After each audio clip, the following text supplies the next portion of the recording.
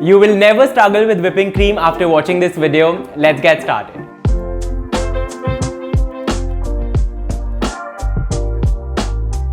Before we get into the process of whipping cream, it's very important to understand what kind of creams can actually be whipped. I've done an entire video on that on my channel, which I link in the description box below, and I think that's a great video to start with. The cream that I am whipping today is a non-dairy cream which comes in big packets like this one. It comes frozen and even you need to store them in your freezer. But once you want to whip it, you measure out the quantity that you want to use and you thaw it in your fridge for a few hours or overnight. And once it's completely thawed, you will see that it comes to a liquid consistency and then you can start whipping it. A rookie mistake that most people make even before getting into the process is to use cream which is warm or at room temperature. The first and the most basic rule of whipping cream is to make sure that it's absolutely and completely chilled. So I've thawed my cream and I'm going to pour it into a mixing bowl. Whipping cream is extremely temperature sensitive, so if you're trying to whip it in a very hot environment, you need to chill not just your cream, but you could also freeze your mixing bowl and the blades of your mixer to make sure everything that you're working with is super cold. If you still feel your cream is not being stable enough, you could whip it over an ice bath, which means that you'll place your mixing bowl with the cream over another bowl which is larger and has ice in it. This ensures that your whipping cream doesn't come back to room temperature and remains cold throughout the process. However, I'm not using an ice bath today because I'm whipping my cream in the winter and also because I'll be using an electric mixer which makes the process much easier and simpler for me. If you don't have an electric mixer, you could also whip cream by hand using a balloon whisk which looks something like this. This would take a much longer time and also a lot of arm strength, but it's possible especially if you do it over an ice bath. A quick hack here, to whip cream you could also get your hands on a power-free hand blender like this.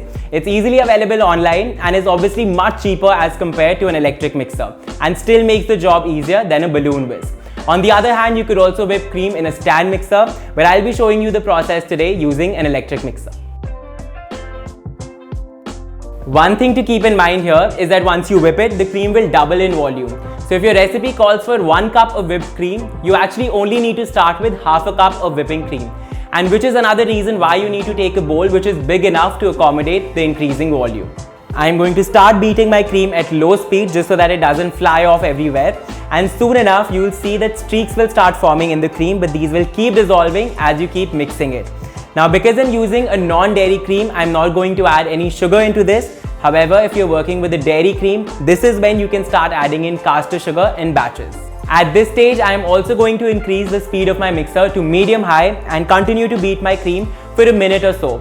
And after that, you will see that the streaks forming in my cream will begin to hold their position. And once I lift my mixer up, the cream will form peaks, but these will not be stable at this point. This stage is called soft peaks, and you can use the cream at soft peaks to add dollops of your desserts, coffees, or shakes.